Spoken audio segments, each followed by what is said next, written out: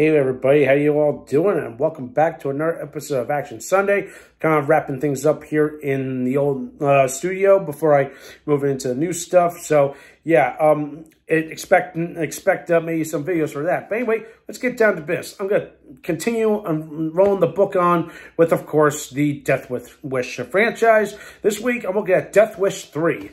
So, which makes me wonder. Okay, so let's recap. So, Death Wish 1 starts out in New York City.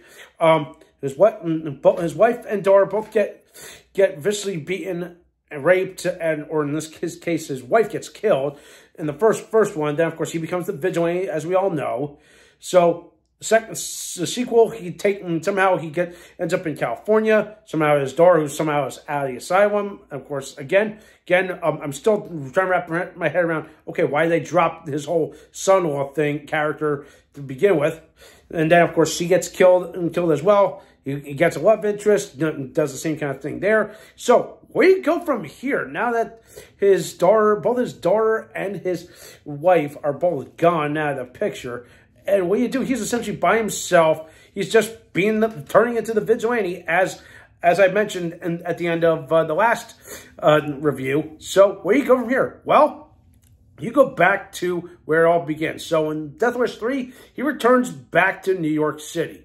So, yeah, and again, they also point out the fact that at some point, not only did he go from Chicago to Denver to Los Angeles, somehow I'm like, wait a minute, that makes no sense. I'm like, wow. Like, a whole lot has changed. And also, like, to me, like, this one makes Death Wish 3 kind of stand out more. So, if the first two movies were slow plotting and of course, the action was there when needed, this one had the most action out of all the movies. And yet, yeah, I heard critics tore this apart. I'm like, why would you tear this movie apart? I feel like this feels like something like one of the better movies so far of the whole franchise.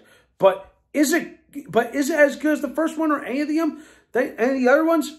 Well, I'm gonna say it's a bit of a mixed bag, depending on how you look at it. So, I will say this, like, right out of the bat, I'm like, it feels like I'm watching a modernized Western. Think about this. So, think about this. Like, a mysterious character, he comes to a town, or in this case, it's a neighborhood that's being overrun by a gang. There's a crooked official, or in this case, if this was a Western, it would be the sheriff that needs help. So he turns to this vigilante slash I'm going to use the man with no name as an example. So we asked him, hey, can you help me out here? So yeah, there's some parallels here, which is kind of funny because Charles Bronson did get a start in Westerns. So again, if you guys didn't know anything about Charles Bronson's filmography.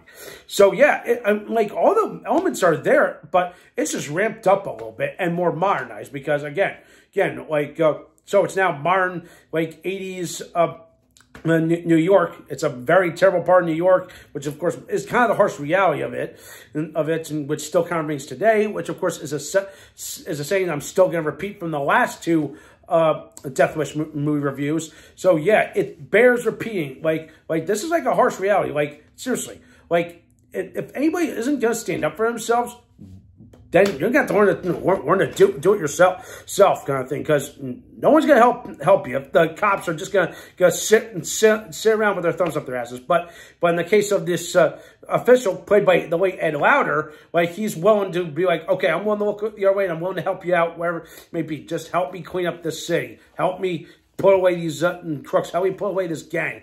And, like, it just goes off from there. And, like, Bronson naturally slips back in the role of Paul Kersey. It's really good.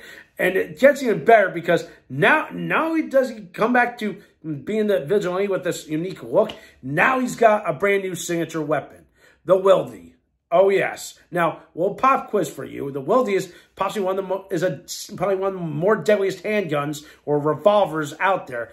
And, of course, what's even funnier is that this gun is actually the weapon of choice for Eddie Chase in the Hunt for Atlantis book series. So, yeah, a little something you probably did not know. And that's a little something that I usually read on the side when I'm not making movies. So, a little something you didn't know. So, I'm like, holy shit, now you get a guy with one of the more powerful handguns, more deadlier than the 44 Magnum, more deadlier than the 38 Special.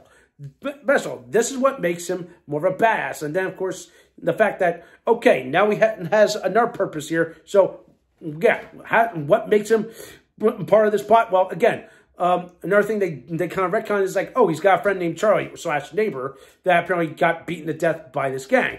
So there you go. Back to being the vigilante again. So, yeah, like when it comes to like interesting cameos from the cast, I will besides our main hero, I did not expect to see Alex Winter. Yeah, Bill from Bill and Ted is in this movie. As it's like a blink and you see it moment. Like he tries to go after one of his neighbors' wife or something like that. Like he jumps on the hood, and of course, like he just beats him with a crowbar. And I'm like, damn, how awesome would that be? Like, holy shit, Bill just got beaten by the vigilante. I'm like, oh boy, crazy shit. But yeah, like. Besides that and Ed Lauter, like most of the cast is virtually unknown, but I did a little digging. Like the guy who plays the villain Fraker, I found he passed away like literally 2 years ago. I thought, and of course I liked his look. He kind of reminded me a little bit of Clancy Brown. In fact, he looked like him almost. But I'm like, wait, Clancy Brown was like young when this movie came out. Like he was just barely, like, you know, you didn't even start in movies until much later after this movie came out. So yeah, I thought it was him. I'm like, no, it's this our actor, like a look-like actor. It's very weird. I'm like, damn, this villain I kind of liked, and man, he just gave me chills this entire movie. And of course, I was waiting for the inevitable, like, okay, how are they going to pull away all these gangs? And of course, the final fight is just loaded. And I'm like, holy shit. I'm like, never in my life would I ever expect to see a New York City neighborhood get involved so much carnage, blown up buildings. Like the police are involved. Now some of the townsfolk or the locals, now they're starting to fight back. They got their weapons. They got their own booby traps. That's what I was expecting in a movie like this. It's like, when are people going to finally learn from an example? And this is how they do it. It's like, okay, we finally rise up. Here they are. Let's give these thugs a run for their money. And of course, I love how they were able to finally just give these assholes their just desserts.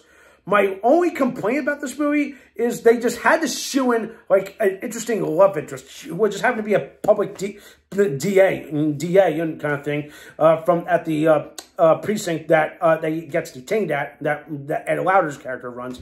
I'm like, it just didn't need to be there. I'm like, I understand they wanted to do something to give him more character, but I'm like, you didn't really need to do that. You could have just kept her there. I mean, just be like, okay, hey, if you need my help, give me a call. You didn't have to force this character onto Paul Kersey and just unwind romance. And then, spoilers ahead, she gets killed in his car. Jesus. It's like, all of that for nothing. So why bother using a character like this?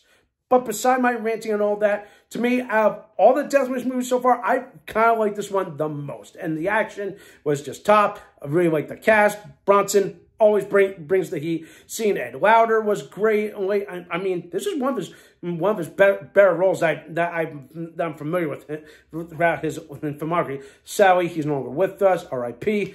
Damn, like a lot of good character actors in this movie are no longer around. It's a damn shame. But anyway, I definitely recommend this movie compared to the R2. More action-packed.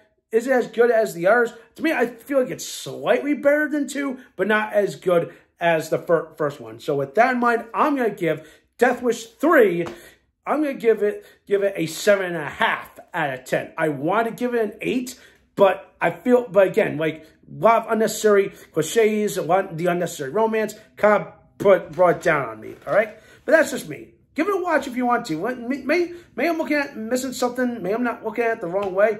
But again, it's totally up to you, all right? So that does for this week. Thumbs up this video, subscribe to my channel. Stay tuned for some more awesome, exciting content.